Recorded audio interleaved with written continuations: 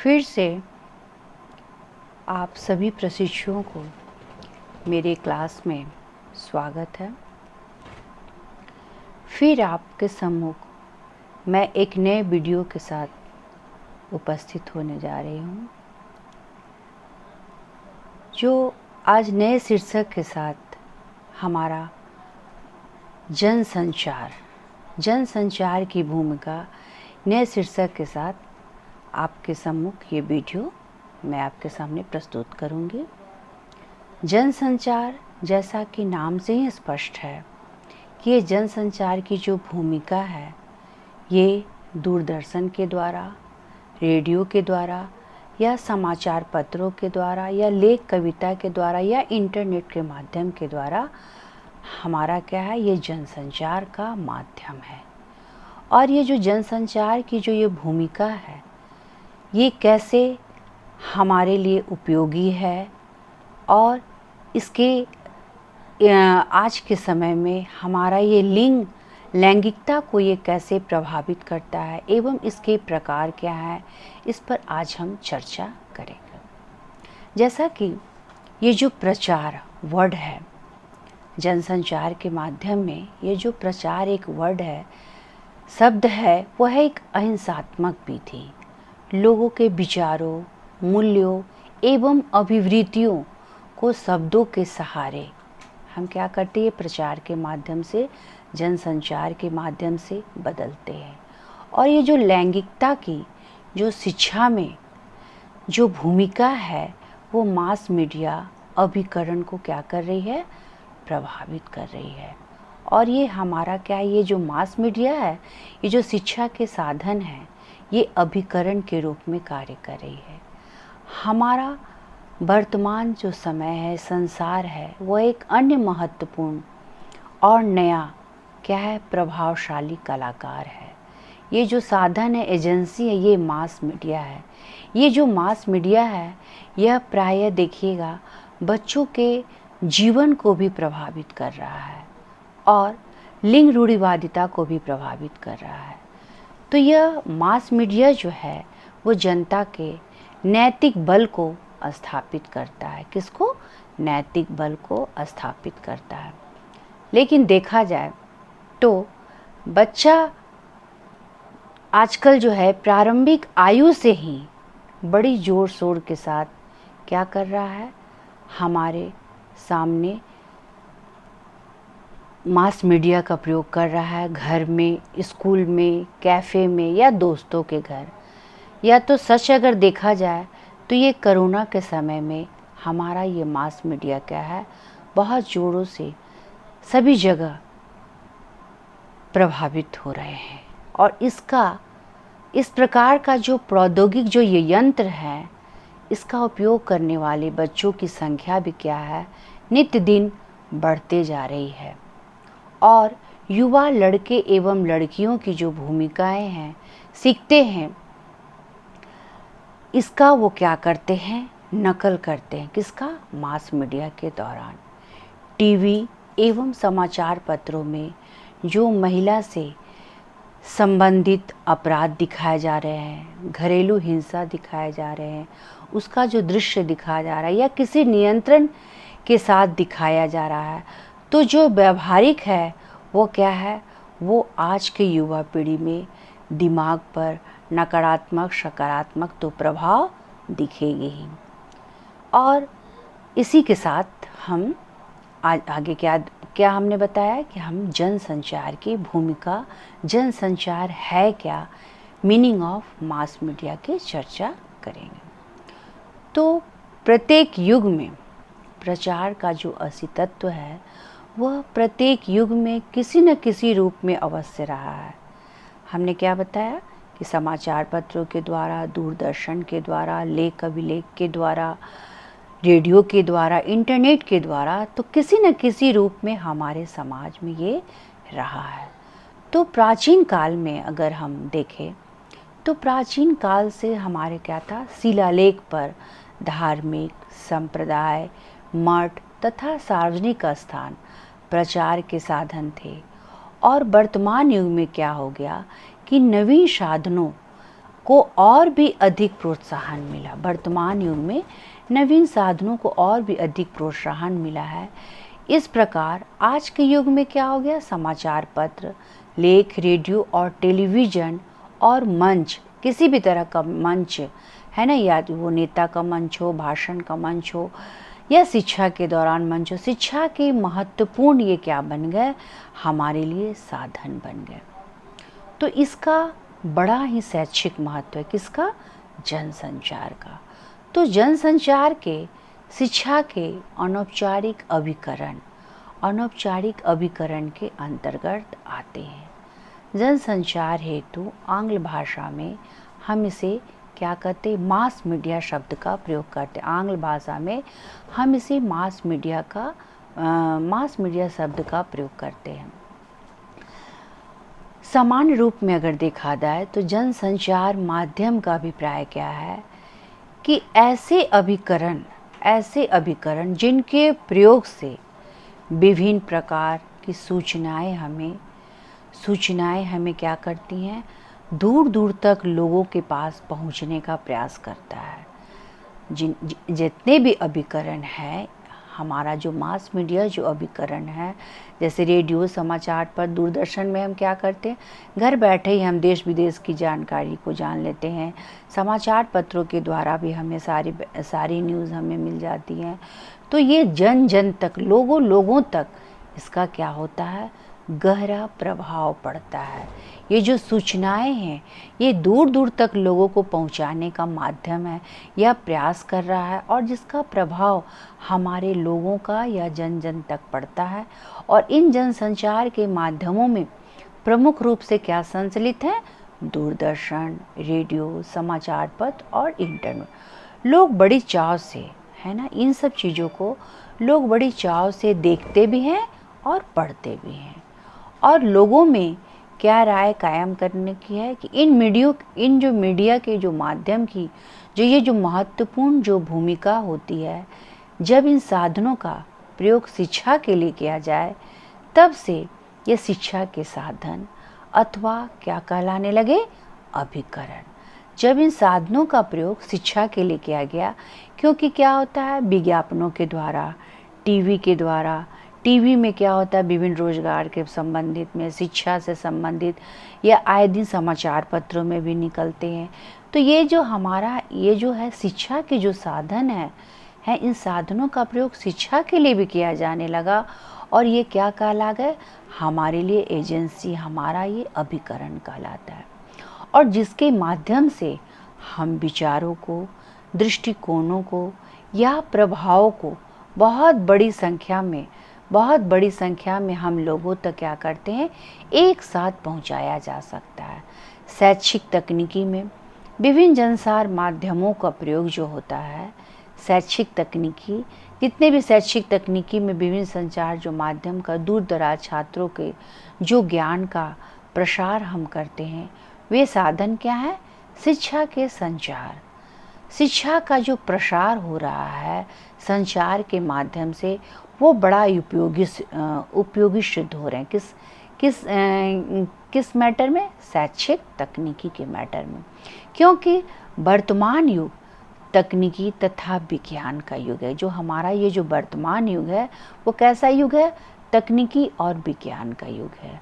तो जनसंचार का प्राय क्या तात्पर्य हो गया, संप्रेषण करना, विचारों का आदान प्रदान करना, सूचनाओं के संग्रह को पहुंचाना। तो मीडिया को हम व्यापक जनसंचार के माध्यम, मास मीडिया कहते हैं, और जिसके पहुंच जो है आम जनता तक होता है। और अगर हम व्यापक जनसंचार के माध्यमों को लोगों के जीवन और संस्कृति पर क्या करता है, ये जो जनसंचार का जो माध्यम है वे लोगों के जीवन और संस्कृति पर बहुत गहरा प्रभाव पड़ता है। लोग एक समय या एक ही दिन कुछ पढ़ते हैं, कुछ सुनते हैं और कुछ देखते हैं, या उन पर सोच विचार करते हैं और उनका विश्लेषण करते हैं। तो इसीलिए ये जो जनसंचार का जो माध्यम है वो ये समाज के लोगों का जीवन का और संस्कृति का बहुत ही अमिट छाप छोड़ता है और बहुत ही गहरा प्रभाव पड़ता है। क्योंकि हम क्या करते हैं, अगर हम कुछ पढ़ते हैं और कुछ नए विचारों को सुनते हैं और कुछ नई चीज़ों को देखते हैं, तो उन पर हमारा मानव का क्या स्वभाव है, सहज प्रवृत्ति क्या है, सोच विचार करना और उस पर विश्लेषण करना, तर्क वितर्क करना।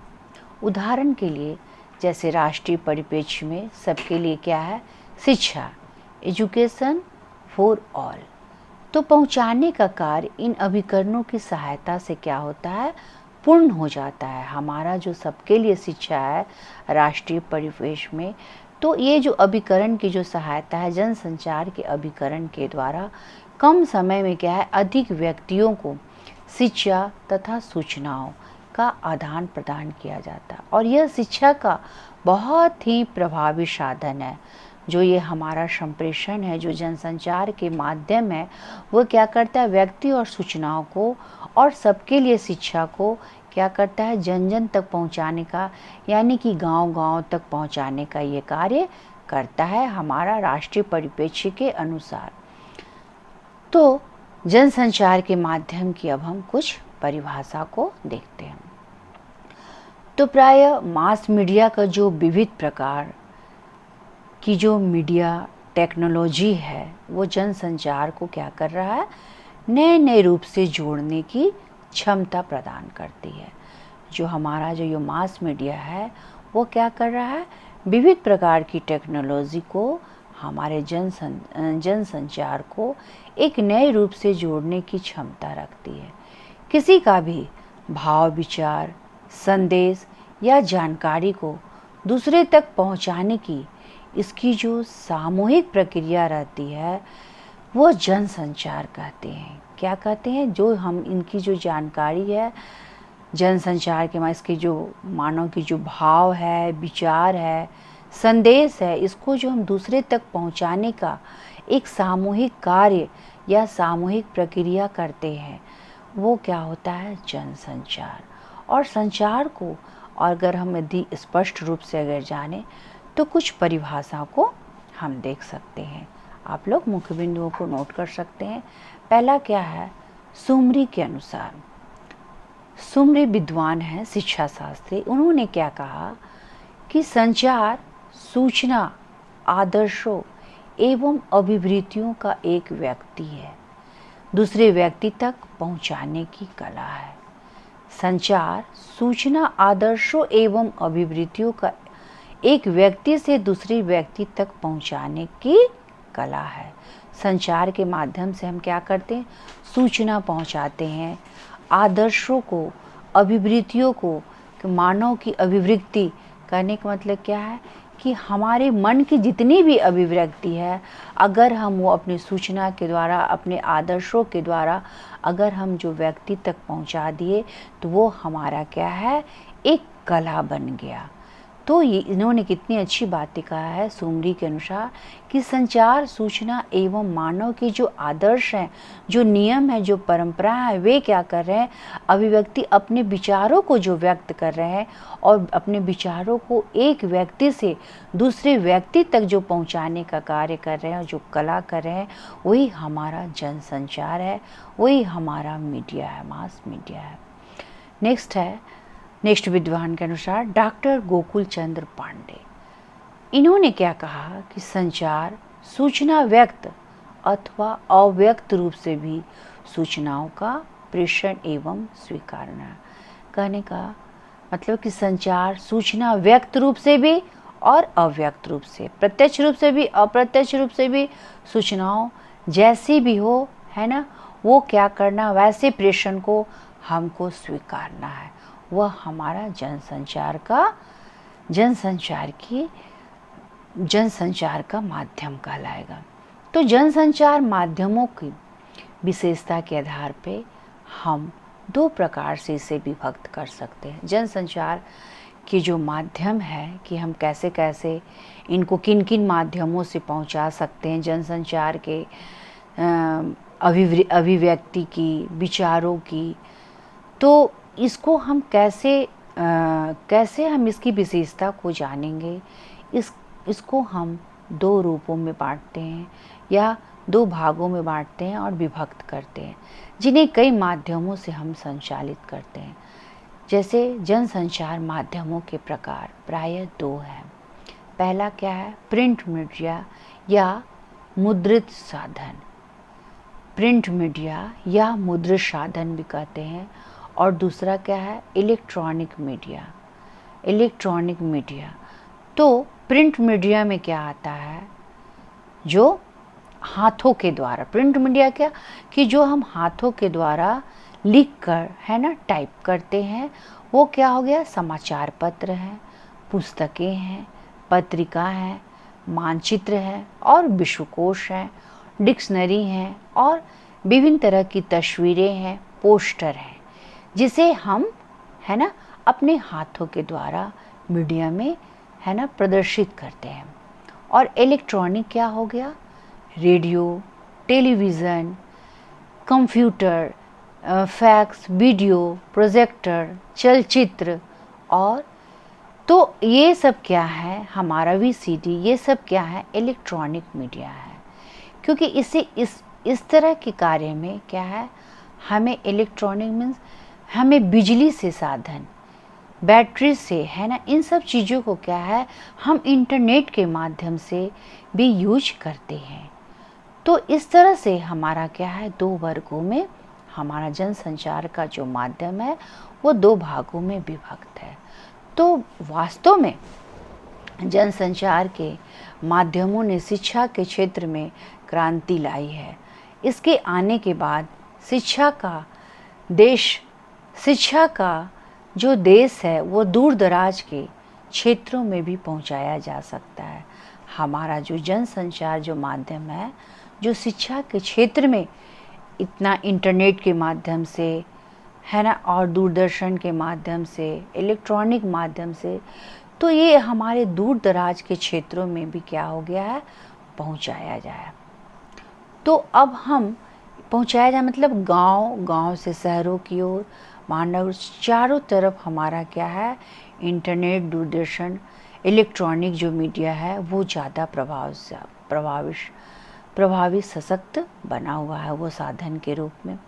प्रिंट मीडिया का शिक्षा में क्या महत्व है? अब हम देखेंगे कि importance of print media in education. तो ये एजुकेशन के क्षेत्र में हमारा ये जो प्रिंट मीडिया है वो कैसे काम कर रहा है? तो प्रिंट मीडिया का क्या काम है? शिक्षा का सबसे बड़ा माध्यम है। प्रिंट मीडिया शिक्षा का सबसे बड़ा माध्यम है।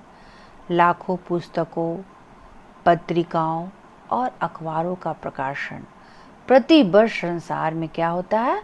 किया जाता है। और प्रिंट मीडिया के कारण ज्ञान का जो विस्फोट है वह क्या हो गया है? विस्फोट हो चला है।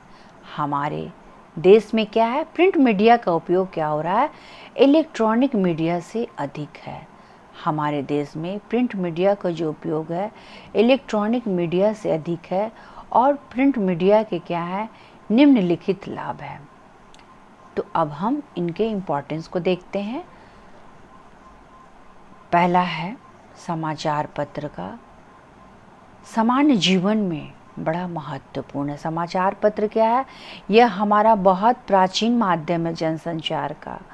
तो ये क्या है? बड़ा ही महत्वपूर्ण है।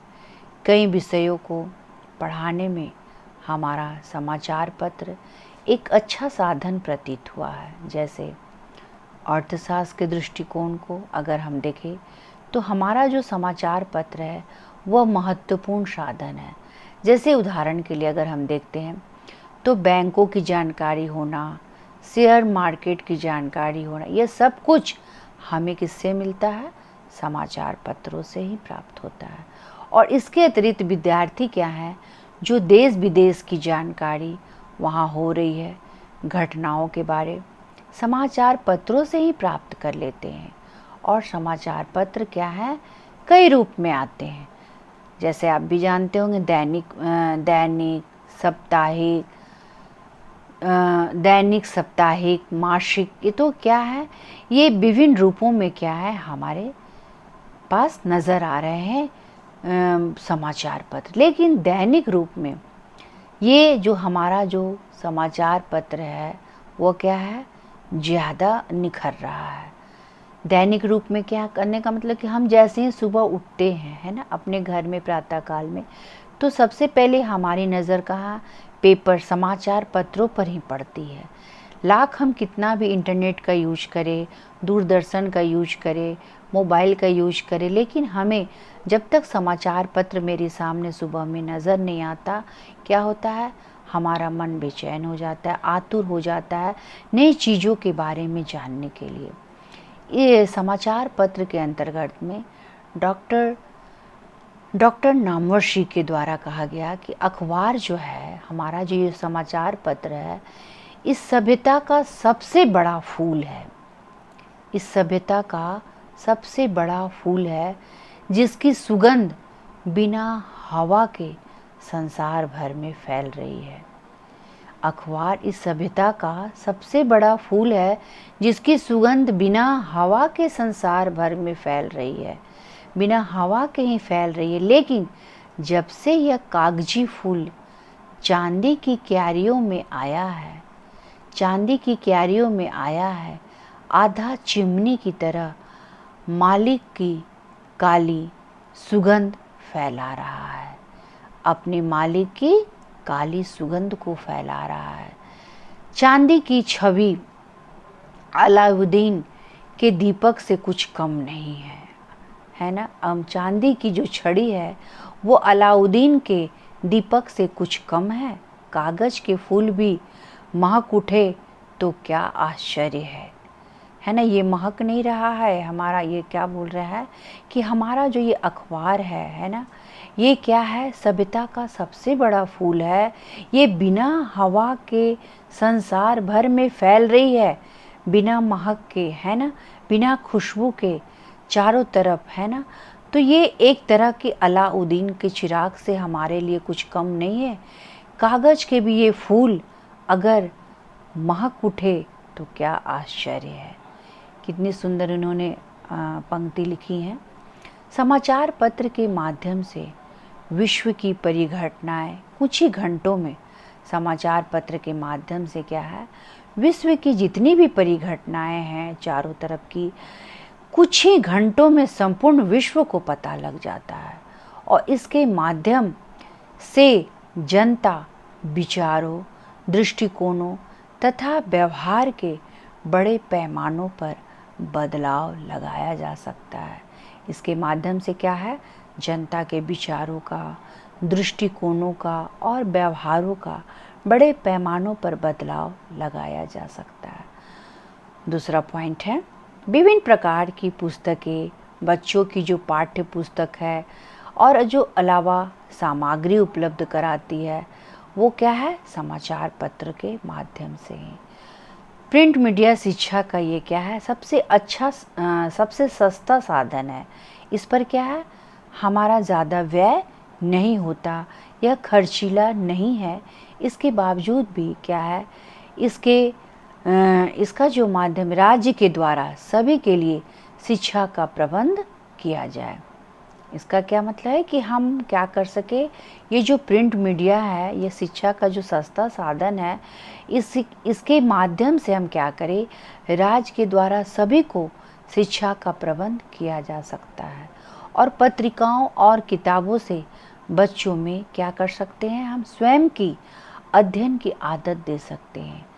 पत्रिकाओं और किताबों में बच्चे में हमने क्या कहा कि हमारा जो ये मास मीडिया है, ये बच्चों को भी बहुत प्रभावित कर रहा है। बच्चों को कितना इलेक्ट्रॉनिक साधन पे रहना चाहिए, कितने समय तक रहना चाहिए, या वो इलेक्ट्रॉनिक के माध्यम से कितनी अच्छी चीज़ें सीख रहे हैं और नकारात्मक सकारात्मक। तो हमें इनके अध्ययन हमें क्या करना है, बच्चों में ऐसी आदत डालना है, विभिन्न तरह के पत्रिकाओं, किताबों, विभिन्न महापुरुषों के बारे में अध्ययन की आदतों का विकास कराना है, ताकि, है ना, इनका भविष्य उज्जवल हो सके और इन्हें ज्ञान लेने की आदत पड़ी रहे। नेक्स्ट पॉइंट क्या है, विभिन्न सांस्कृतिक एवं साहित्यिक पत्रिकाओं का प्रयोग जो हम बच्चों में सामाजिक, सांस्कृतिक एवं नैतिक विकास के लिए किया जाता है। विभिन्न सांस्कृतिक एवं साहित्यिक पत्रिकाओं, विभिन्न तरह की सांस्कृतिक जो पेपर के द्वारा निकले जाते हैं, विभिन्न तरह के पर्व त्योहार के बारे में, सांस्कृतिक प्रोग्रामों के बारे में, सांस्कृतिक पत्रिकाएं जो निकलती है वो बच्चों को क्या करती है, सामाजिक और सांस्कृतिक और नैतिक विकास के लिए किया जाता है। तस्वीरों का प्रयोग प्रायः क्या होता है, तस्वीरों का प्रयोग प्रायः हम नौनिहाल के पाठ्यक्रमों में अधिक करते हैं, ताकि उसकी जो समझने की जो परिपक्व है, उसका जो समाज में परिपक्व है वो हो सके। क्योंकि क्या है, बच्चे क्या है, तस्वीरों के माध्यम से अपने पाठ्यक्रम को बहुत सहज रूप से समझ लेते हैं और विश्वकोश के द्वारा जागरूक विद्यार्थी का जो व्यक्ति की जो समस्याएं का जो समाधान है, विश्वकोश के द्वारा मीन्स डिक्शनरी के द्वारा विद्यार्थी और व्यक्ति की जो समस्याएं हैं, जिन चीज़ों में उन्हें अड़चन आती है, जिन शब्द में उन्हें समस्याएं आती हैं, वे क्या है, शब्दकोश के द्वारा डिक्शनरी के माध्यम से वे क्या करते हैं, विद्यार्थी उसमें अपनी समस्याओं को ढूंढ लेते हैं, जिससे संपूर्ण विश्व के बारे में जानकारियाँ दी जाती हैं। और विश्वकोश जो हमारा है वो कई प्रकार का भी होता है। अब हम देखेंगे इलेक्ट्रॉनिक मीडिया का शैक्षिक महत्व, educational importance of electronic media. तो इलेक्ट्रॉनिक मीडिया क्या है, आपने बताया कि बच्चों में क्या है, ये बहुत ज़्यादा प्रभावित कर रहा है हमारा जो इलेक्ट्रॉनिक मीडिया है। तो वर्तमान तकनीकी और विद्वान युग में या वैज्ञानिक युग में इलेक्ट्रॉनिक जो मीडिया का उपयोग हो रहा है वो क्या हो रहा है, काफ़ी बढ़ गया है। इसका जो प्रयोग हो रहा है वो काफ़ी बढ़ गया है और इसके बढ़ते के साथ ही इसका निम्नलिखित महत्व है, इसका इम्पोर्टेंस बढ़ गया है। पहला पॉइंट को हम जानेंगे, आप लोग मुख्य बिंदुओं को नोट कर सकते हैं। इलेक्ट्रॉनिक मीडिया के माध्यम से क्या है, पहाड़ी, जंगली और दूर दराज के क्षेत्रों में रहने वाले जो लोग हैं, इलेक्ट्रॉनिक मीडिया के माध्यम से पहाड़ी के क्षेत्र, गांव के क्षेत्र और दूर दूर के क्षेत्रों में जो पहाड़ी इलाकों में रहते हैं, गांव में रहने वाले लोगों की शिक्षा का प्रसार क्या हो जाता है, संभव हो सकता है। नेक्स्ट क्या है, टेलीविज़न और रेडियो द्वारा बच्चों में हम क्या कर सकते हैं, राष्ट्रीयता की भावना, देश प्रेम की भावना का विकास कर सकते हैं। टेलीविज़न, दूरदर्शन, रेडियो के द्वारा हम बच्चों में राष्ट्र प्रेम, देश प्रेम की भावना का विकास होता है। और इंटरनेट के माध्यम से किसी भी प्रकार का ज्ञान प्राप्त किया जाता है, क्योंकि इंटरनेट के माध्यम से, आजकल मोबाइल के माध्यम से, इंटरनेट के माध्यम से जितने भी सर्च करने हैं, क्या है, बच्चों को अपने पढ़ाई लिखाई में या किसी भी तरह के विश्वकोश के बारे में जानकारी देना है, तो ऐप में उसे क्या है, अपनी समस्याओं का तुरंत निदान हो जाता है और वो ज्ञान प्राप्त कर लेते हैं। बच्चों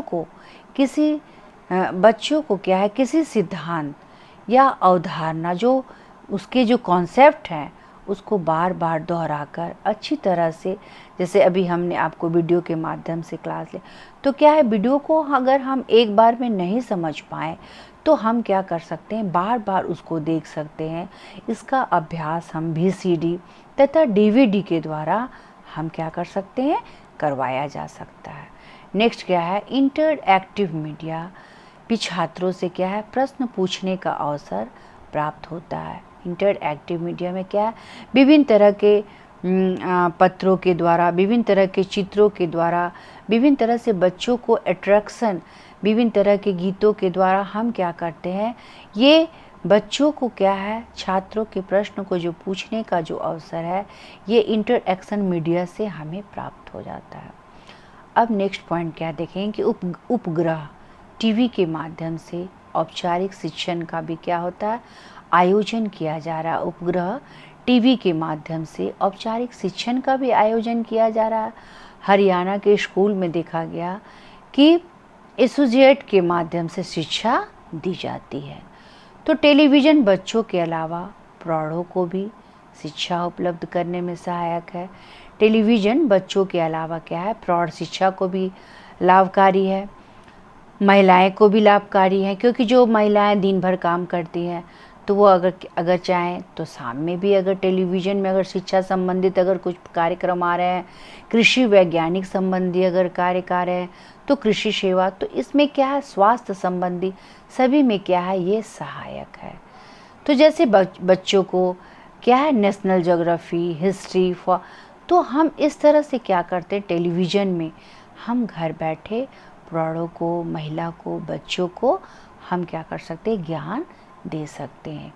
और डिस्कवरी आदि चैनल में हम पूरी तरह से शैक्षिक महत्व के जो जितने भी चैनल आते हैं उसमें हम क्या करते हैं, जो जितनी भी दुर्लभ जानकारी है जिसको नहीं जान पाते हैं, उस तरह की घटनाओं हम नहीं नित्य दिन के समाचार पत्रों में नहीं पढ़ पाते हैं।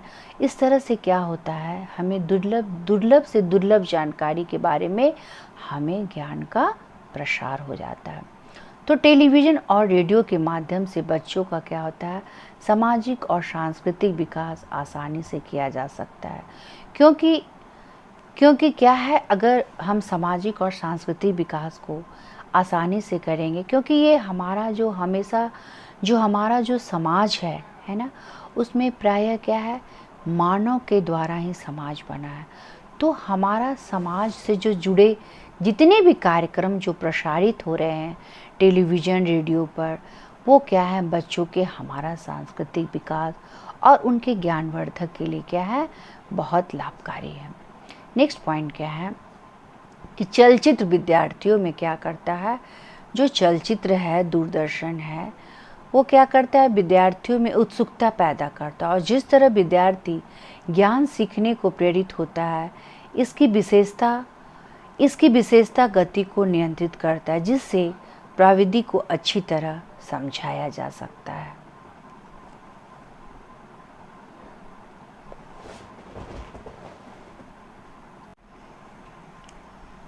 जनसंचार के माध्यम के आगे फिर हम नया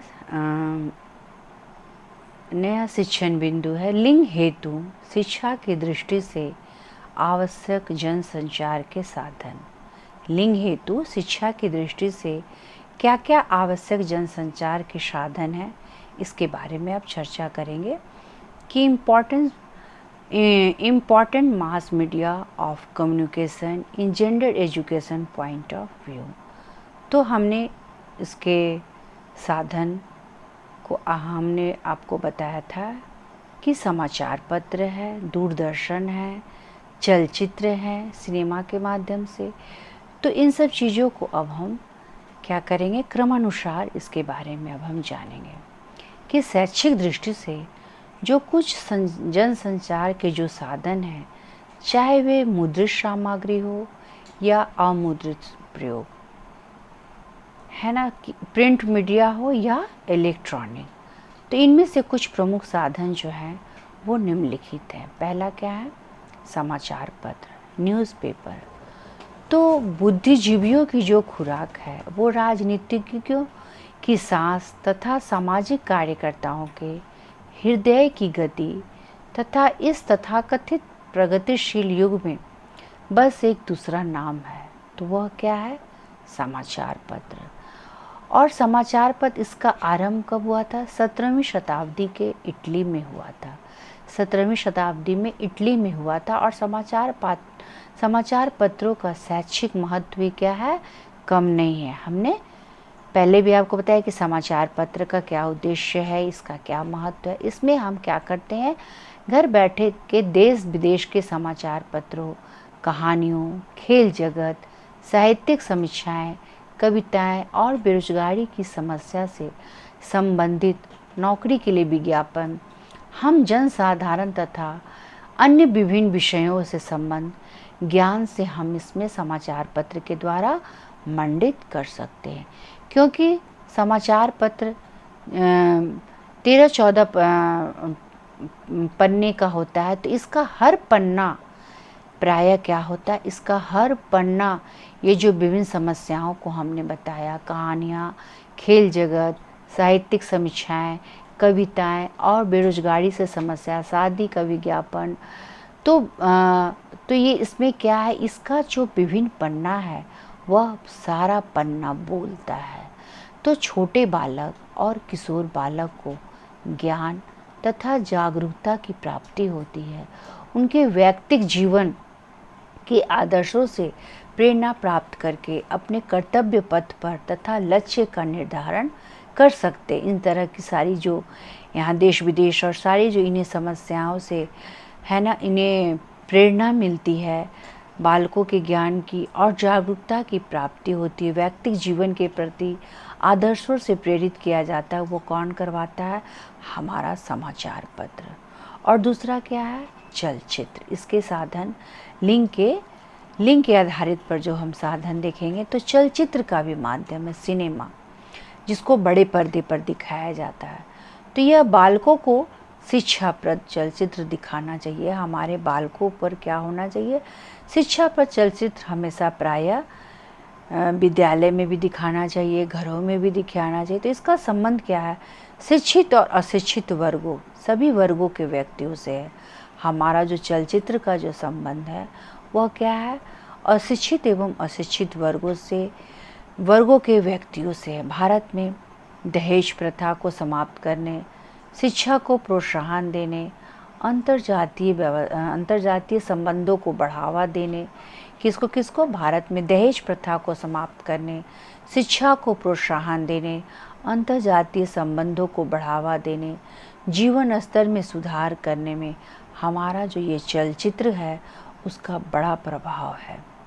विभिन्न ज्ञानवर्धक विषयों पर डॉक्यूमेंट्री फिल्म का निर्माण कर बालकों को क्या कर दिया जाता है? दिखाया जाता है, ताकि हम चलचित्र के द्वारा अपने जीवन में उसी की तरह क्रांतिकारी परिवर्तन अपने अंदर हम ला सके और चलचित्र के द्वारा शिक्षा का हम प्रसार कर सके और ज्ञान का संवर्धन किया जा सकता है। नेक्स्ट क्या है? दूरदर्शन।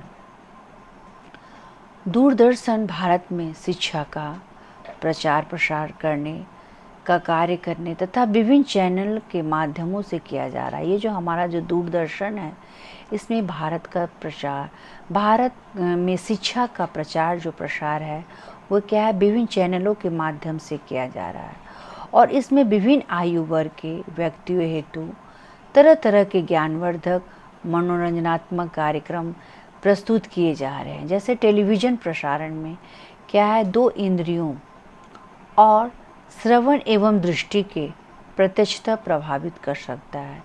ये जो हमारा दूरदर्शन है, 2 इंद्रियों में आँखें और श्रवण है ना, आँख और कान और दृष्टि है ना, इसका प्रत्यक्ष प्रभावित करता है हमारा दूरदर्शन।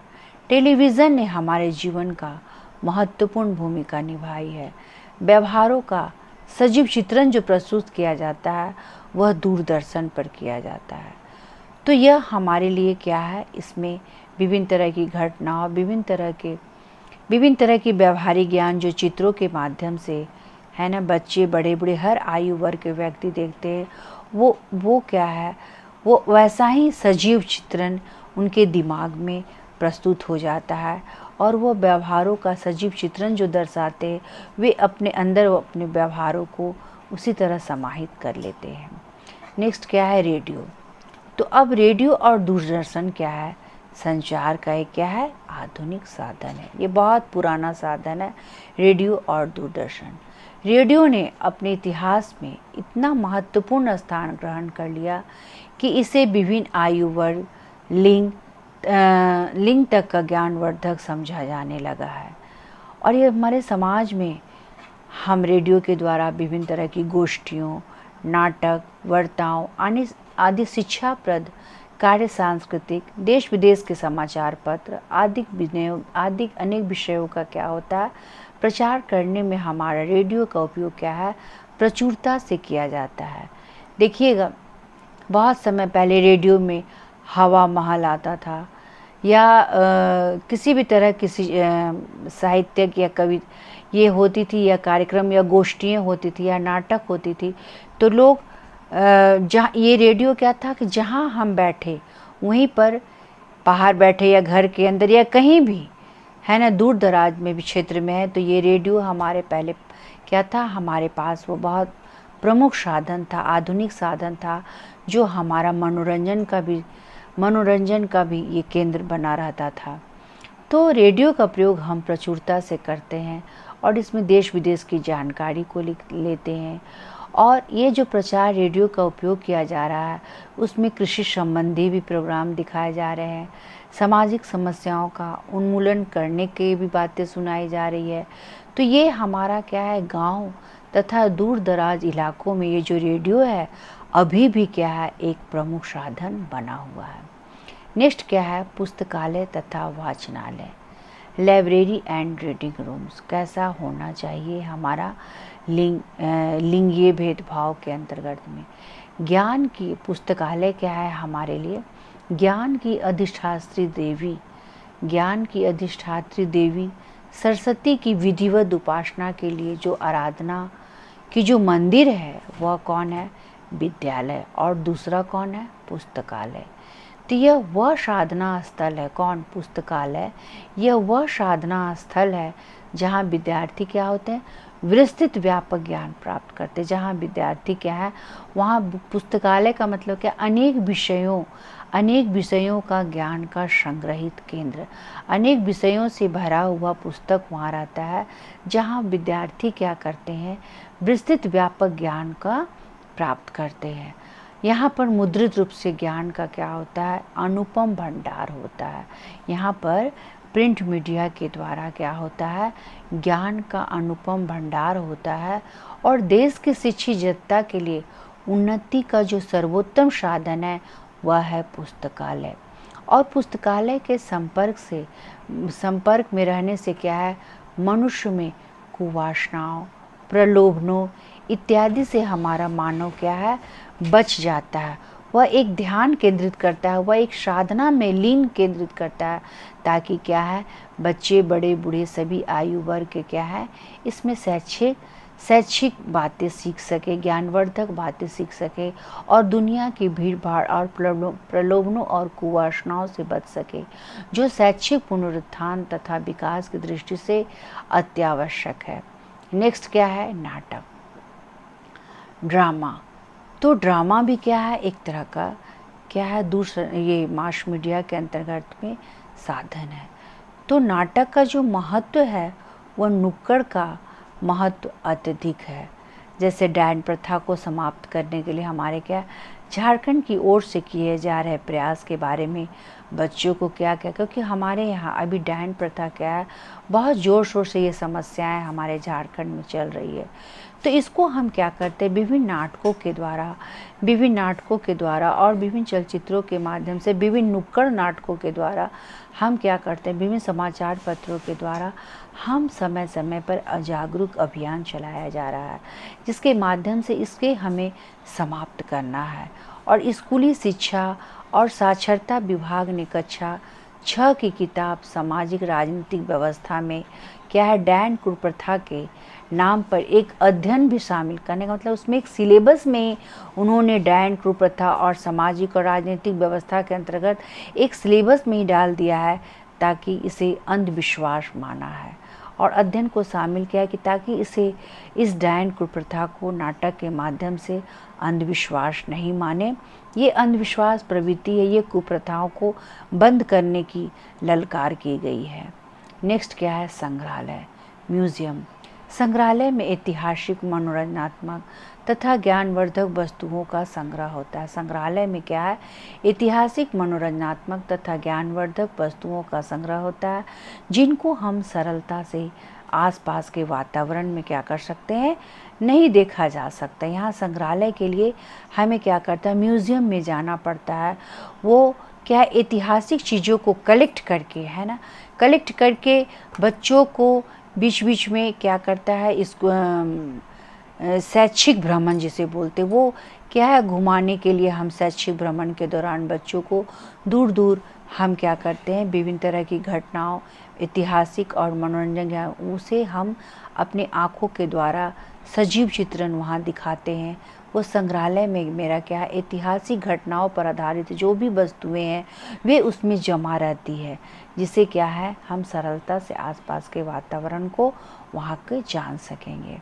अब हमारा वर्तमान संचार के माध्यम कौन कौन है, इसे अब हम जानेंगे कि हमारा जो वर्तमान समय में शिक्षा के साथ साथ जनता के विचारों में परिवर्तन लाने, जागरूकता उत्पन्न करने हेतु विभिन्न प्रकार के जनसंचार के माध्यमों का क्या हो रहा है, प्रयोग किए जा रहा है। और वे क्या हैं, चित्र, फोटोग्राफी, मासिक, पक्षिक पत्रिकाएं, साहित्यक, क्या क्या है, चित्र हैं, फोटोग्राफी है, मासिक है और पक्षिक पत्रिकाएं हैं, साहित्यक हैं, चलचित्र हैं, Doordarshan, radio, tape recorder, gramophone, नाटक, लोक नृत्य, नौटंकी, कठपुतली का खेल और प्रदर्शनी। जनसंचार के माध्यमों का प्रयोग हम कैसे कर सकते हैं, आप लोग मुख्य बिंदुओं को उसमें परिवर्तन लाने के लिए तो कैसे किन किन माध्यमों का प्रयोग कर सकते हैं, एक बार फिर से मैं रिपीट कर दे रही हूँ। चित्र आप लोग नोट कर सकते हैं, फोटोग्राफी, मासिक और पक्षिक पत्रिकाएं, विभिन्न तरह की साहित्यक, लोक कथाएं, चलचित्र, Doordarshan, radio, tape recorder, gramophone, विभिन्न नाटकों के द्वारा नुक्कड़ नाटक, विभिन्न सांस्कृतिक कार्यक्रमों का आयोजन, विभिन्न लोक नृत्य, नौटंकी, विभिन्न कठपुतली का खेल और विभिन्न तरह के प्रदर्शनी, और बुलेटिन या समाचार पत्र, दीवार लेखन, पोस्टर चार्ट, फ्लैश कार्ड और टेलीफोन और कवि सम्मेलन है ना। हर सांस्कृतिक कार्यक्रम पर देखिएगा, होली हो या कुछ भी और अन्य तरह के कल्चरल प्रोग्राम, तो हमेशा कवि सम्मेलन का मुशायरा चलता है, जलसा चलता है और वार्तालाप होती है। तो इसके द्वारा हम क्या कर सकते हैं, जनसंचार के माध्यम को और हम वर्तमान समय में फैला सकते हैं। जनसंचार माध्यमों का उपयोग, यूज ऑफ मास मीडिया, हम कहाँ पर इनका उपयोग, इनका हम यूज कर सकते हैं। तो जनसंचार के साधनों का विकास तथा प्रयोग शिक्षा में जनता को जागरूक बनाने के लिए, संदेश पहुंचाने हेतु अत्यधिक मात्रा में किया जा रहा है। इन माध्यमों का उपयोग अत्यधिक है, जो कि हम इसे निम्न प्रकार से जानेंगे। कम समय में अधिक व्यक्तियों तक सूचनाओं का संप्रेषण, कम समय में अधिक व्यक्तियों को हम सूचनाओं का क्या कर सकते हैं, इसके द्वारा हम संप्रेषण कर सकते हैं, उसके विचारों को पहुंचा सकते हैं। और दूसरा क्या है, सामान्य जनता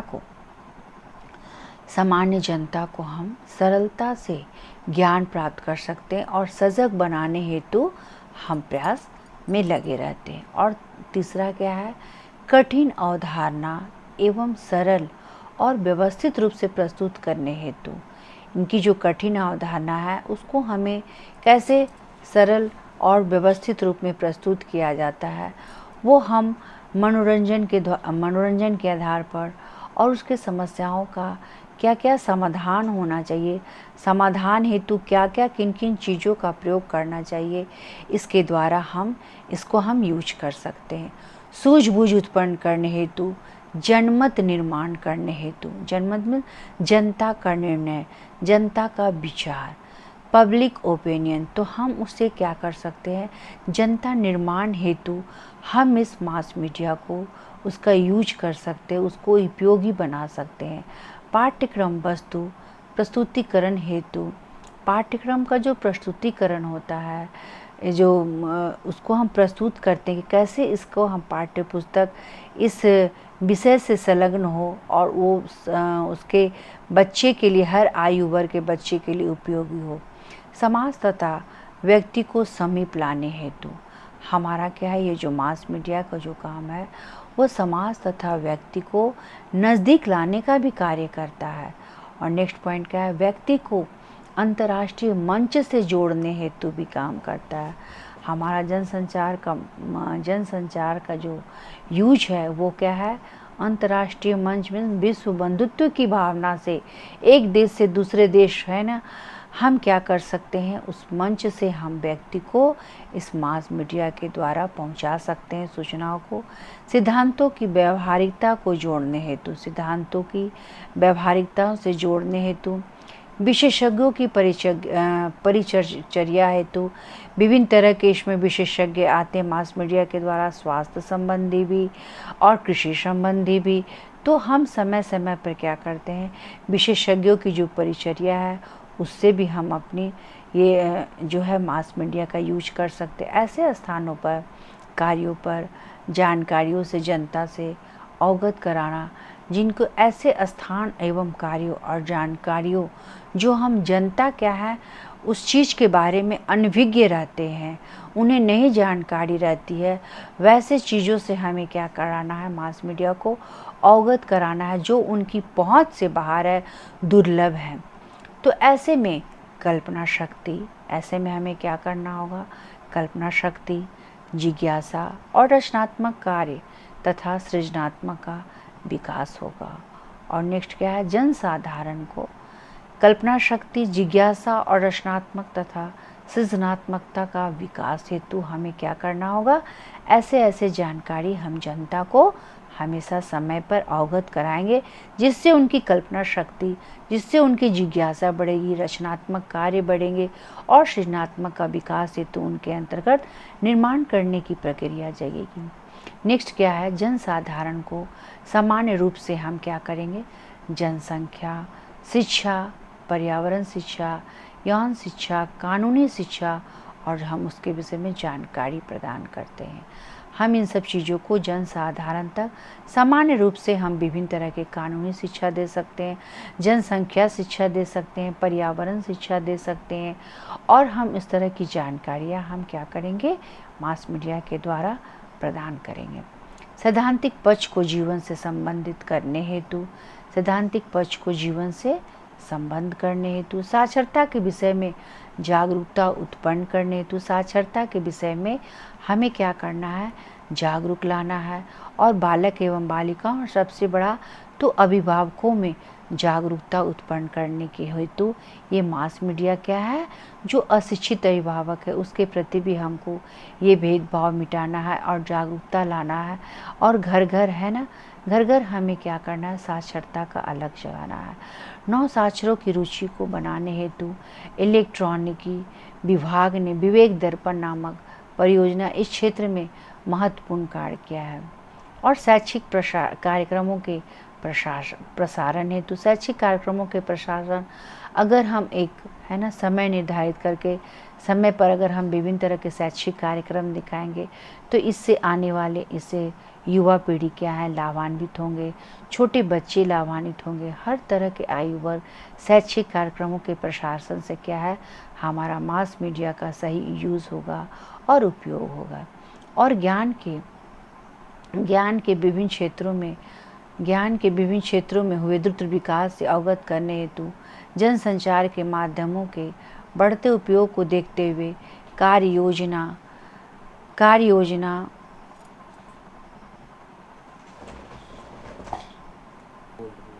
जोड़ देना सर।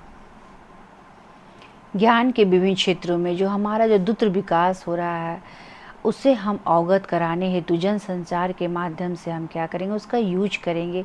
उस बढ़ते हुए उपयोग को देखते हुए हम कार्य योजना, प्रोग्राम और एक्शन प्लान 1992 के अनुसार हमारा शैक्षिक प्रयोजन के लिए समर्पित शैक्षिक दूरदर्शन चैनल, रेडियो प्रसारण के लिए पर्याप्त समय दिए जाने की आवश्यकता था। ऐसे प्रसारण के केंद्र क्या कर दिए जाए, बढ़ा दिए जाए। और बढ़ाने के साथ जो गैर औपचारिक शिक्षा है, प्रौढ़ शिक्षा है, सतत शिक्षा है और उच्च शिक्षा है और व्यावसायिक शिक्षा, क्या क्या ऐसे प्रसारण के केंद्र बढ़ा जाएं। किसके जो हमारा प्रौढ़ शिक्षा, औपचारिक शिक्षा और सतत शिक्षा और उच्च शिक्षा और व्यावसायिक शिक्षा और तकनीकी शिक्षा की व्यवस्था हम करें। और इस हेतु भारत में एक समर्पित शैक्षिक चैनल की हमें क्या है, तत्काल आवश्यकता है। हमें मास मीडिया का इस तरह से यूज करेंगे तो हमारा मास मीडिया क्या होगा, लाभान्वित होगा हमारे भारत के लिए, हमारे युवा पीढ़ी के लिए, हमारे प्रबुद्ध वर्ग के लिए। तो इसी से रिलेटेड एक क्वेश्चन है कि जनसंचार की अवधारणा को बताएं और इसके प्रकारों का सविस्तार वर्णन करें। जनसंचार की अवधारणा को बताएं एवं इसके प्रकारों का सविस्तार वर्णन करें एवं लिंग हेतु शिक्षा की जो दृष्टि है वो आवश्यक जनसंचार के जो साधन है उसका उल्लेख करें। तो आज के लिए इतना ही, फिर हम पुनः आपसे अगले क्लास में मिलते हैं। इजाज़त है। अगर अच्छा लगे तो लाइक करें एवं सब्सक्राइब।